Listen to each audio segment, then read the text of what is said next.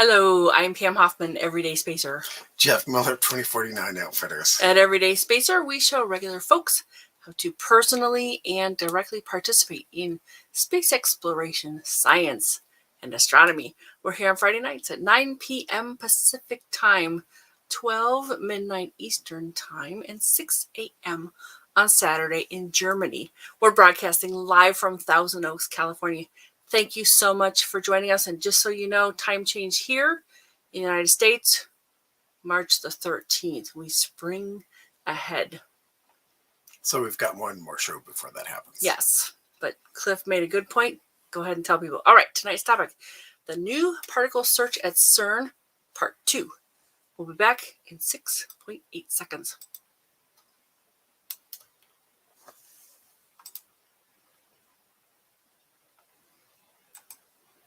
Last week we covered stage 1, displaced vertex identification. This week we'll move on to stage 2, particle identification. I'm going to read a little bit from the project page on Zooniverse. The project consists of 3 stages. We strongly recommend you take part in them in order. In stage 1, you will identify displaced vertices, which are the signature of long-lived particles. In stage 2, you will identify the signatures of known particles. These are electrons, muons, and photons. In the Atlas detector, in stage 3, you will A, search for Higgs boson decays to a pair of photons, and B, look for long-lived particles decaying far from the beam collision point. And they say, note, in stages 2 and 3, you will be directed to an external online tool called HYPATIA. It is run by the research team of this project and is not hosted on Zooniverse. Jeff, we're ready to hear more about new particle search at CERN. Are you ready? Oh, sure. Go for it. Okay, well, this part looks familiar to y'all. And just so you know, I'm not doing a slideshow this time because had one all set up, got to the actual classification part, and boy, there's a lot of fiddly bits, and I'd end up with 18 million slides just trying to go through it. So we're just going to run through it. It makes me wish that this was a bit more interactive, that there wasn't the delay so that people could write in the comments about what they thought something was. But probably by that time we'd be on to the next thing. So we'll do our best. We'll do our best. I'll watch for comments. There's the link. And Jeff, go ahead and take the project, and we'll see how it works. We'll help you out. Yep. And go ahead and look at comments. Okay. So stage 2, particle identification. Now the first thing, and she mentioned it, there's click here to open HYPATIA. Now the first time it will download the app, which will open up in its own browser. Oh, it didn't do that for me. It just opened in a tab. Oh, for me it wanted to download. But okay. We'll come back to it. But just quickly, this is what HYPATIA is. And so we'll get back to that. So so now that I've done that already, we get done. And I thought everything happened over on HYPATIA. Well, yeah, but the tutorial is here. Here we go. Yeah, there it is. Okay. And that's what you're working on. Let's make this. Let's bigify this. Let's bigify this. Yay. Okay. Yeah, that looks good on the. Yeah, and there is about as much tutorial and field guide for stage 2 as there was for stage 1. So that's one of the reasons why I broke it up. It's because there's a lot of this. Got it. Okay, so this is the HYPATIA display. Looks like the previous one, except more colorful. Doesn't look like the Enterprise this time, though. Oh.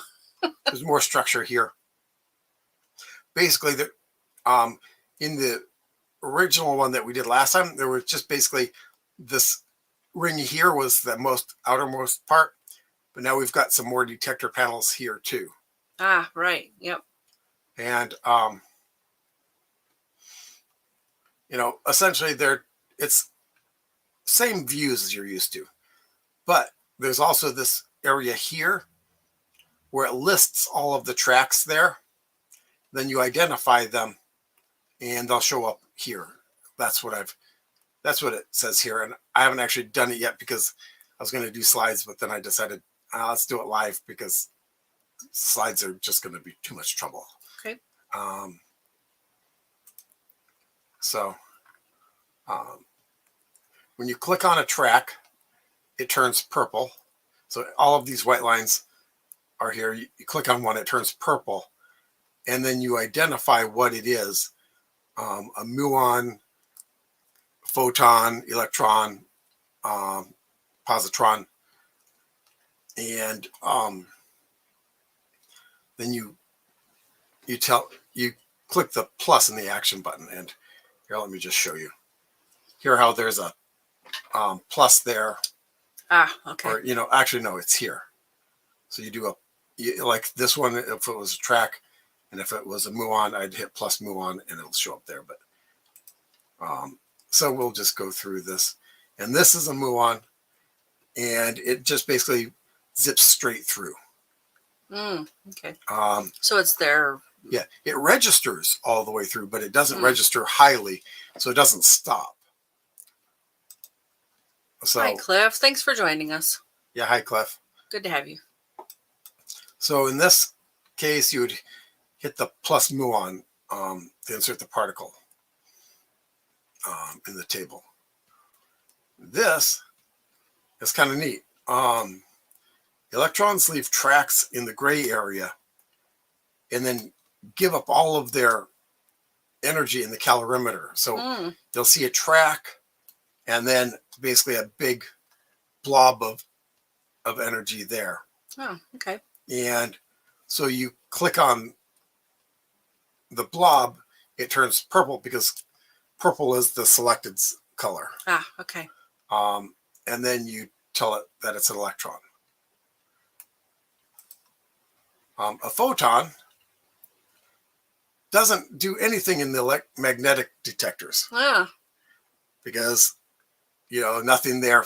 Photon doesn't have a charge, but it will release its energy in the calorimeter. So basically, if you see an energy discharge without a track, that's a photon. Got it.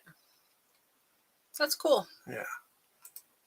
And a converted photon, that's where the electron-positron pair shoot out, probably combine at some point, probably right here, they combine into a photon, and then the photon gives up its energy there. Now, is it possible for an electron-positron to get outside of here before it combines? Probably, but they didn't talk about that, so okay. Maybe that's just outside the scope of what they're looking at. But the task is to pick out the different kinds and say what they are, right? Yeah. And this is how you know what they are. Right, yeah. By their characteristic trails and also the like you said, the blob in the calorimeter? Yeah. Okay, good. And these tracks, one's a electron, the other one's a positron, but they register the same, at least in this view. Welcome, Scott. Hey, yeah, Scott. This is interesting, isn't it? Yeah. I think they'd make a great clock face too. Yeah. There are definitely more fiddly bits in this one than there were in part one. Yeah, tell us if you try this out, Scott. I'd be curious to see that, or anybody who's watching. We'd love to know if you're gonna take on this task. It's very juicy. There's lots to sink your teeth into. Yeah, basically the only way to tell that this is 2 tracks instead of a single track is that you have to zoom the heck out of it. You have to zoom in again. Okay, and you have that capability in height. Oh yeah. Okay. Good. All right. In some ways, the zoom in HYPATIA is better than the Zooniverse zoom. Oh, in some ways, it's not as great. Oh, interesting. And then once you've inserted all of the particles into the list, maximum of 4. I don't know why. Interesting. Well, remember, this is the humans teaching the AI. Still, no, actually, that's the AI teaching the humans still. Oh, it is still okay. Interesting. Actually, what they said somewhere else is that they're their goal here is to see if humans identify them better than the Oh. software. So it's not like we're training the software, unless maybe the software will be they'll use this for training the software, but they're trying to find out who identifies them better, the software or the humans. Yeah, interesting. I'm gonna put my money on humans, at least for the time being. Yeah. And then of course it's done by reinforce. Reinforce, yeah. And we'll look at the field guide.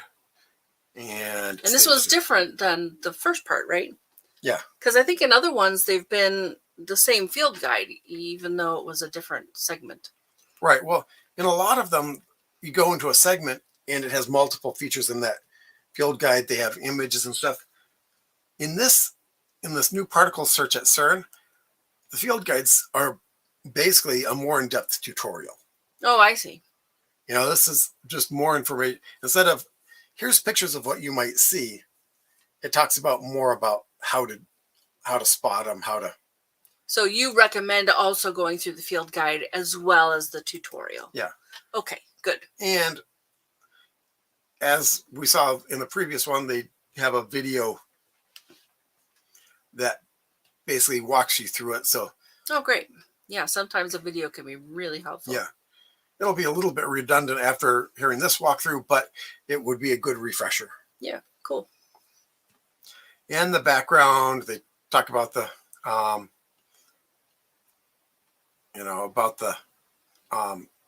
about how the particle accelerator works and how the detectors work. Okay.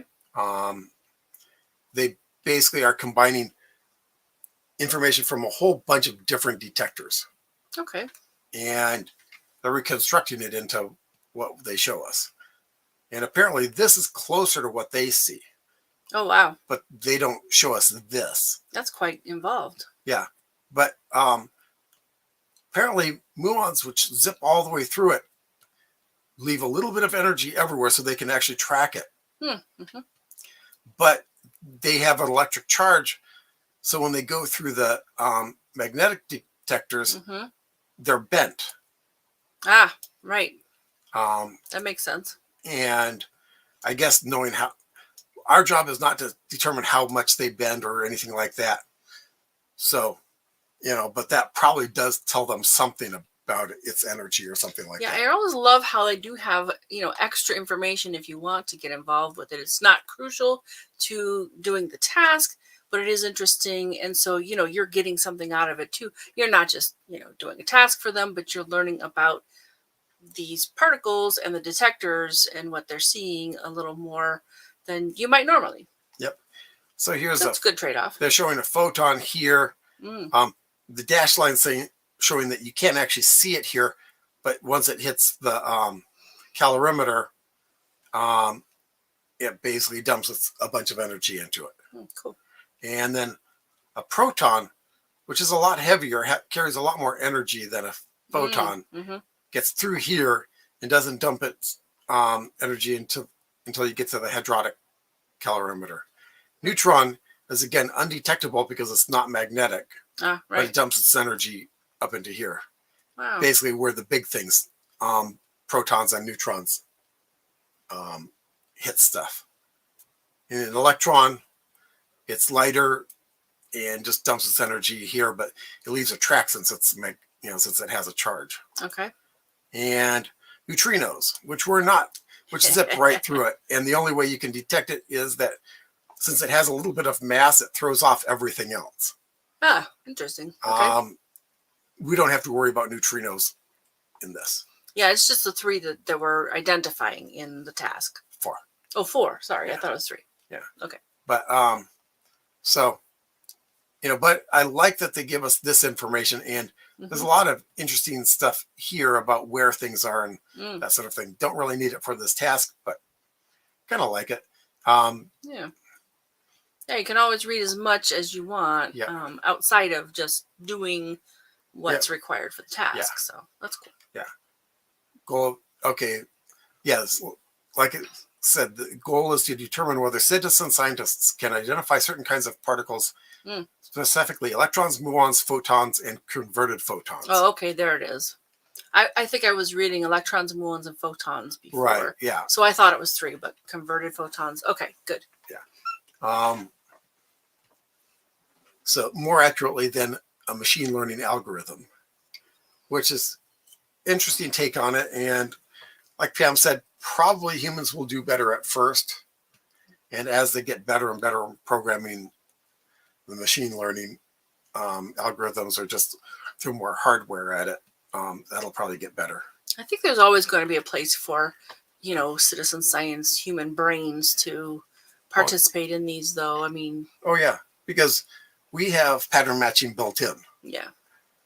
Machine learning has to learn it. Mm-hmm. So it takes a while for it to learn it.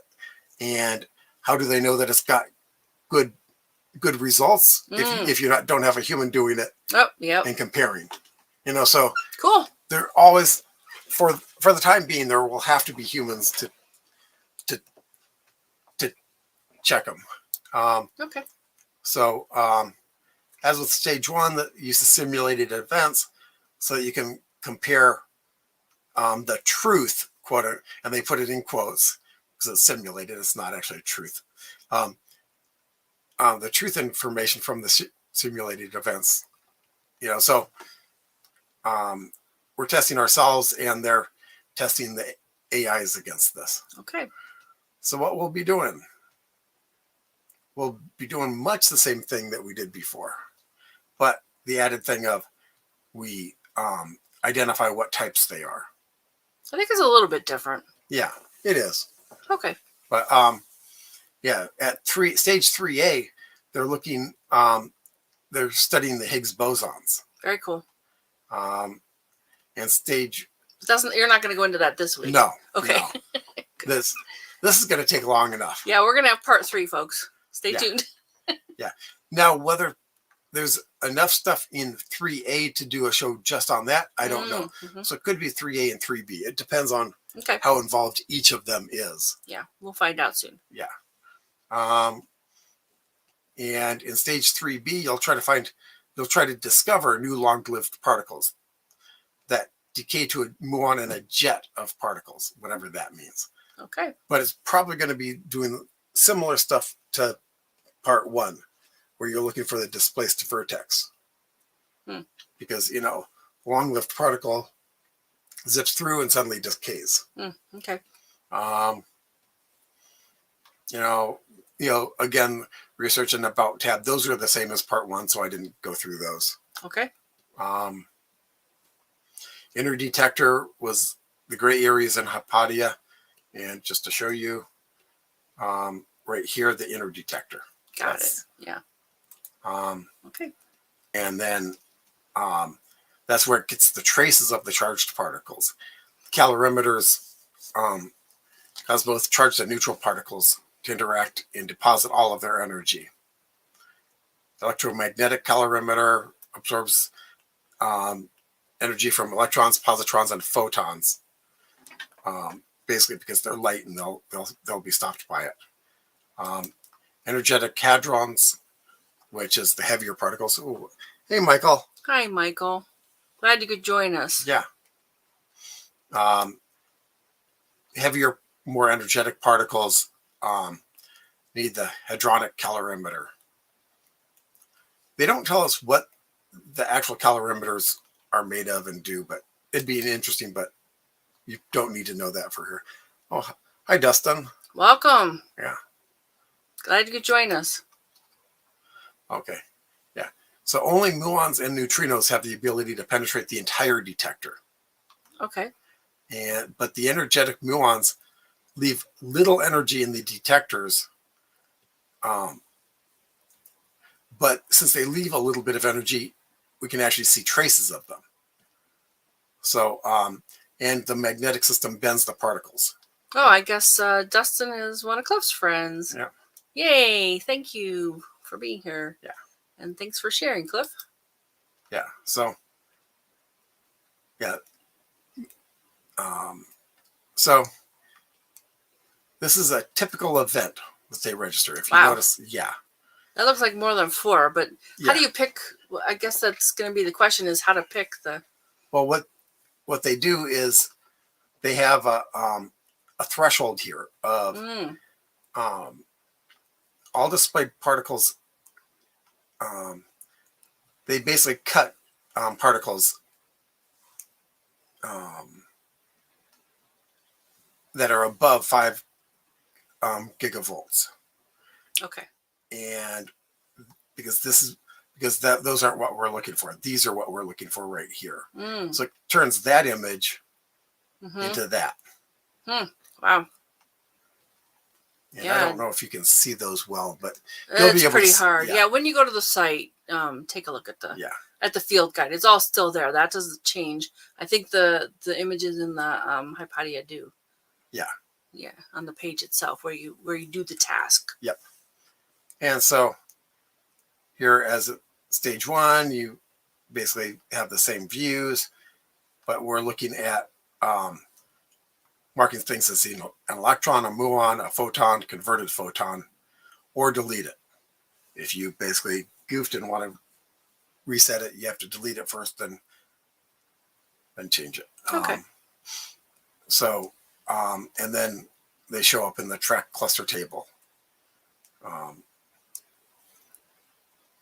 So for stage 2, 2 pieces of information for each track are useful. Particles. This is just a restatement of what's above. Okay. Selecting a particle, you click on the track, or if it hits the calorimeter, you click on the burst. So if it's just a track, you click on the track if it hits the calorimeter. So deselect a particle, you click on the track or burst and hit delete. So identifying a muon.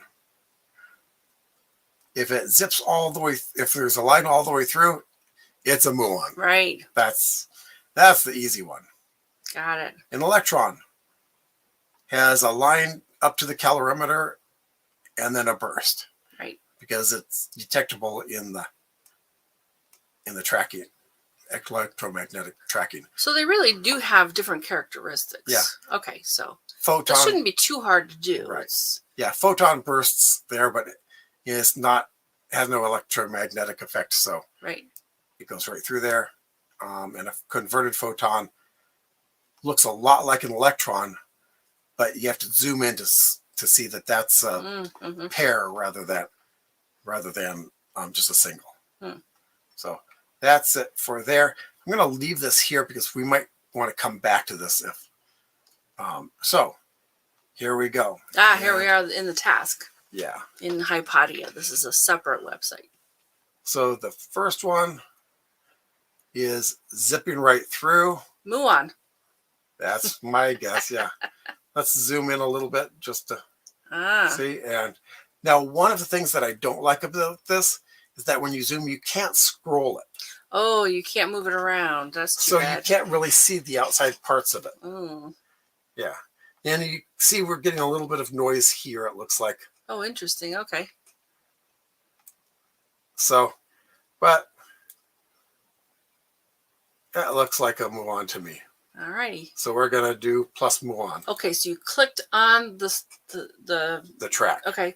And then muon down below. Yeah, and track 1 shows up right there. Got it. Muon. Okay. This one looks like another one. Yep. Right there. It sure does. So we're going to say plus muon. Oh, and I see how they're showing up on the right. Yeah. Cool. Now, this could be an electron or it could be a converted photon. You got to zoom in to know. Right. Now, they could also be lined up with each other. So then we'd check both sets. Okay. But this one has no track. So this is basically a regular photon. Got it. So I'm just going to mark that. Very cool. And so now let's zoom the heck out of this. See if this is still a pretty doable task. Yeah. There's a bit of things in the beginning to kind of figure out. Yeah, so it's still very doable once you get to it. Those look like single lines from this view. I'm going to probably bet that they are, but let's take a look over here. Oh, and you can zoom in on this side too. Yes.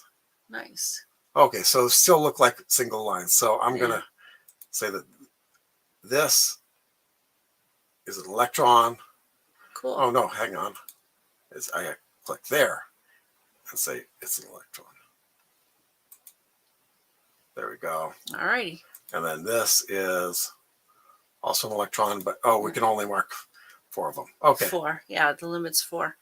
Don't know why. I suppose different people would pick different ones, so. Yes.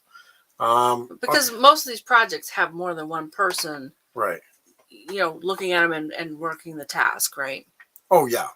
There's probably this one image probably has, at least 20 people. Statistically, it has to be at least 20 people. They probably want at least 100 people on each image. I took a lot of statistics in okay. So 20 is the bare minimum to get any results. So, but somewhere in there might be a reason why they want you to stop at 4. Right. So here we have. So this is the second image, right? Yeah, this is the second image. Yeah. I'm going to zoom the heck out of it. Let's see if any of these are doubles. Nope, no doubles. Okay. So let's come back out. And actually, and this one is all the way zoomed in and I don't see any doubles. So this looks like an electron to me.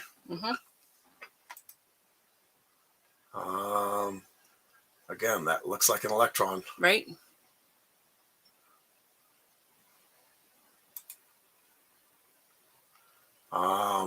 Let's zoom this because this line looks like a muon, but it's really close to that. I want to see if it's covering up another line.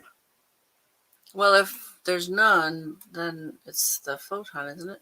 Right. I'm just thinking that there's 2 things close together there. Yeah. So I want to just see in a different view, just to make sure that there's not things that are lined up. See, this is zipping right through there, but I still don't. But it's not exactly lined up here. So, so I'm going to say that this is a muon. This track is a muon. And this is a photon.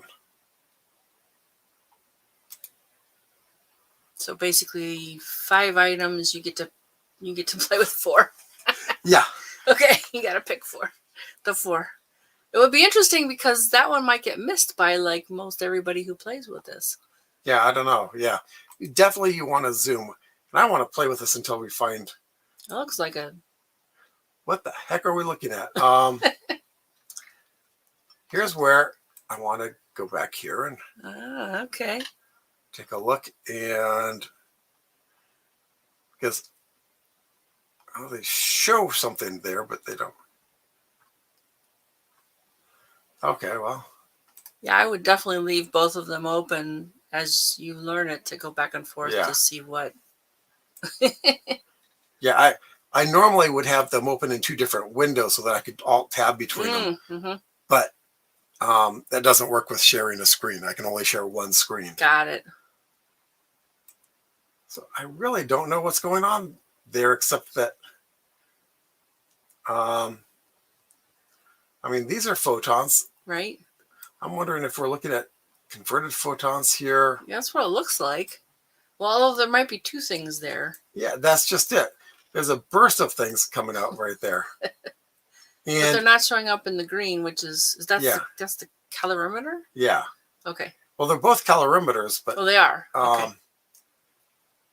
In fact, let's take a look back here.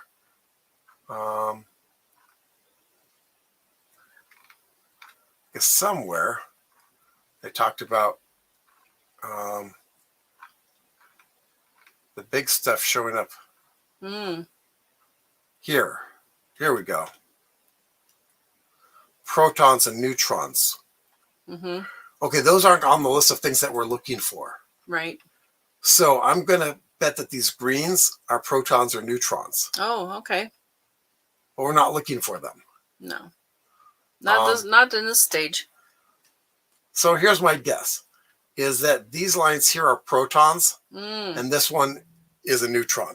Okay. Because the neutron won't show up in the electromagnetic detector. The The protons will. Right. So it looks like all we can really identify are a couple of photons. Yeah. And that's it, because all of the rest of the stuff, not part of this task. Yeah, is not an electron. Yeah. And is not a photon. It's not an electron. Yeah, that's what it looks like to me. Yeah. Cool. So. Ooh, that looks like fun. Again, messy. Looks like protons and neutrons again. Too bad we can't mark those, because it'd give us more to mark. But photon and photon. Well, interesting that the times that we see this, we see two photons coming out. So I'm wondering if that's a specific. That's got to be something specific there. Yeah, I don't know. So this is a pretty good sampling. Do you want to do any more, or are you ready to? Yeah, let's. Because you still got more parts of these to work on, like next week. Yeah. All right, cool. So we will come back, and I'm going to talk about this. If you like space, you might like Star Party at your place. I come to you for your next event or an evening of stargazing with your friends and family. And I've been involved with this since 1991, and I have the equipment to bring with me for a nice evening under the stars. Some restrictions may apply, like, can I get to you? Is there a full moon? Not ideal. Is it clear enough to observe? Stuff like that. So let's see. Here we go with... Oh, yeah. That was my job. Call right today to learn more. Some stellar events this week. We're talking about March 4th through March 11th. And I think I'm going to read a little bit from you. I don't know if you have seen this before. It's certainly a big deal in the United States. They sell about 9 million of these a year. Who knew? But I really like, at the beginning of every month, they have a paragraph, and it's called Skywatch. And I thought March was kind of interesting, so let me read this to you. Skywatch. With the evening sky empty of planets, all the action happens in the east, just before dawn.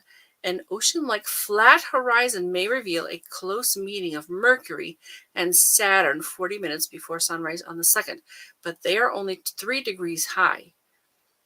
Far easier to view is dazzling Venus hovering above dimmer orange Mars. By mid-month, Mars and Saturn are higher up. Mercury is lower, and Venus is steady, if slightly less brilliant than before. Look for a triangle from the 24th to the 26th, with Mars on the right, Saturn to the left, and Venus at the top. On the 28th, the waning crescent moon dangles below the triangle's remnant. A nice 4-way conjunction. That's going to be interesting. Jupiter is absent from all of these planet displays because it is in conjunction with the Sun on the 5th. Spring begins in the northern hemisphere with the vernal equinox on the 20th at 11:33 a.m. Eastern Daylight Savings Time, and it's going to be, of course, the fall equinox for the southern hemisphere. All right, so on the 4th, we have Venus and Pluto in conjunction. On the 5th, Jupiter and the Sun are in conjunction, just like they said. On the 7th, Uranus and the Moon are in conjunction. Also on March 7th is the 53rd Lunar and Planetary Science Conference, also known as LPSC. It will be held as a hybrid conference on March 7th through the 11th, 2022.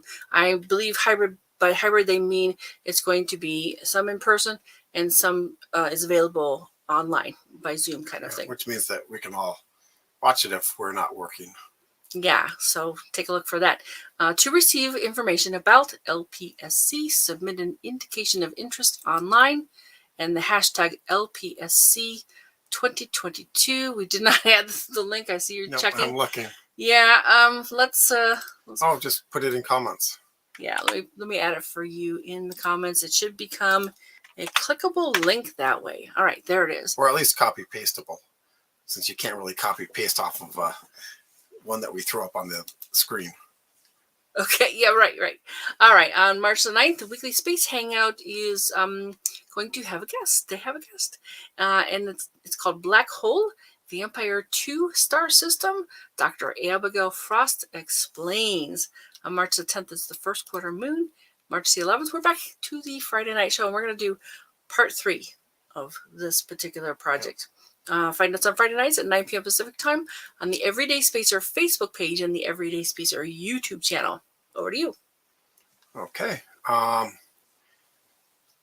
We've got a new event, ongoing events and activities, new event. Go over to the... Oh, yeah. Because we're going to share this one. It's cool. You're going to want to do this. All right, ready? Yeah, so fly your name around the moon, add your name to the site to include yourself on a flash drive that will fly around fly aboard Artemis 1. Add your name to the Artemis 1 test flight of the Space Launch System rocket and the Orion spacecraft. And you know it's NASA when the Space Launch System rocket. Well, SLS is what it's been commonly known as for years. Yeah, but I mean, what other kind of rocket are they going to be building? I mean, the underwater rocket is not NASA's not what NASA's going to do. It's yes, Scott. Oh, on the outside of that rocket, I think you have to pay big bucks for that kind of sponsorship. Yeah, and you could watch NASA people have heart attacks when they see how commercialized their rocket has become. Yes, I think they're getting over that. Go ahead with the next one. ESA's Build Your Own Web Challenge. Get creative. Build your own model of the James Webb Space Telescope using any materials you like. You can submit. We have a thing for that too. Yes. Right? Your web challenge projects to the right there. ESA education team. Selected projects will be displayed in a gallery on the ESA education website. ESA is European Space Agency. Yep. I also added that link to the chat for you. Yeah, age ranges are 6 through 19.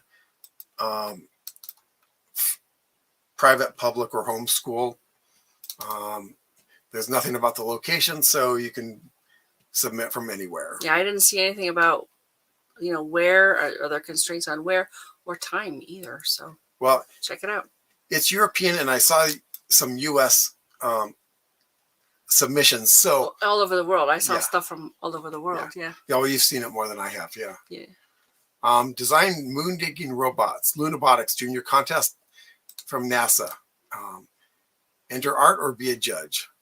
The winner from each category will be announced March 29th, 2022. Oh, Cliff. Just not Russian. Yeah. Well, I would guess. Yeah, I would guess.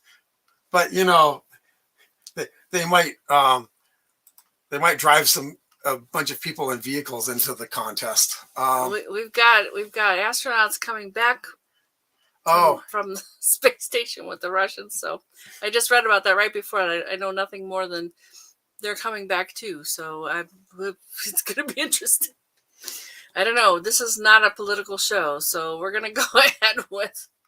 Yeah, and I think it would be it wouldn't be in their best interest to do anything political with that either, or at least nothing nefarious. The one thing about space stuff is there is a lot of cooperation between the countries, which I think is a really great sign. All right, so that's it, right? Mm-hmm. So if you or someone you know has done something interesting involving space exploration, science, or astronomy, we would love to share our live. At this point, join us again next Friday, March the 11th, right? Yeah, that's March 11th. I had to update it. We're going to have new particle search at CERN, part 3. All right, so we will look for your comments on YouTube and in the Facebook page. Have a great week, people. We will see you next week.